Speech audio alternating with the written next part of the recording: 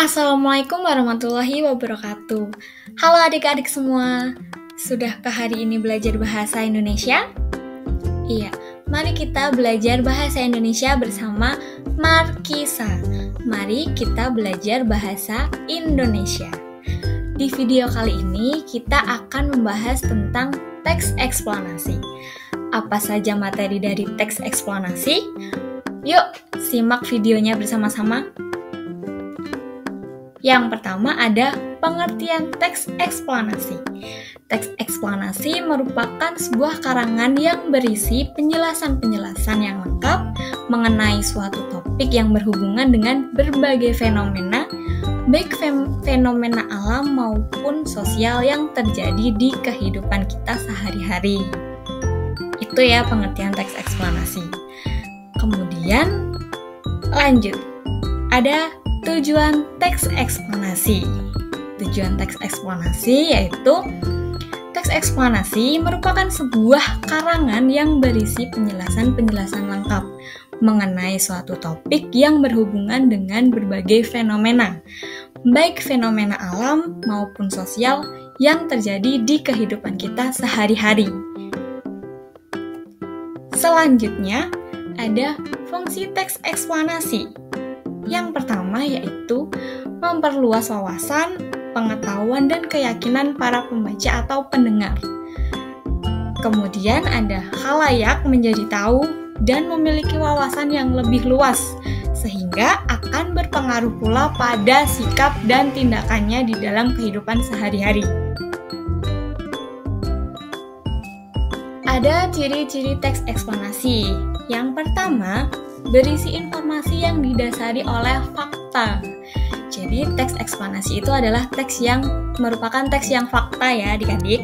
Kemudian struktur teks eksplanasi terdiri dari penjelasan umum, proses, dan penutup. Kemudian bersifat ilmiah, bahasanya komunikatif, dan pesan yang disampaikan efektif. Selanjutnya ada struktur teks eksplanasi. Nah, struktur teks eksplanasi ini sudah disebutkan dalam ciri-ciri tadi ya. Sekarang mari kita menjabarkan bersama. Struktur teks eksplanasi yang pertama yaitu penjelasan umum. Gambaran kejadian atau peristiwa yang bersifat umum. Kemudian yang kedua ada penjelasan proses, yaitu menyajikan tahapan awal hingga akhir, dapat berupa sebab akibat, atau tentang bagaimana yang dan mengapa sesuatu bisa terjadi secara lengkap dan urut. Jadi, mengapa peristiwa itu terjadi dan bagaimana terjadinya itu berada pada penjelasan proses struktur teks eksplanasi ya adik-adik. Kemudian yang terakhir ada interpretasi pada bagian akhir berupa kesimpulan amanat dari keseluruhan wacana yang disajikan. Kaidah kebahasaan teks eksplanasi. Yang pertama, konjungsi temporal, yaitu kata hubung waktu. Kemudian konjungsi kausalitas, yaitu kata hubung sebab akibat. Kemudian verba material, yaitu aktivitas. Kemudian ada verba rasional, dan penggunaan kalimat pasif, kalimat yang mengandung fakta. Selanjutnya ada langkah-langkah menyusun teks eksplanasi. Yang pertama, kalian harus menentukan kejadian apa yang hendak kalian paparkan.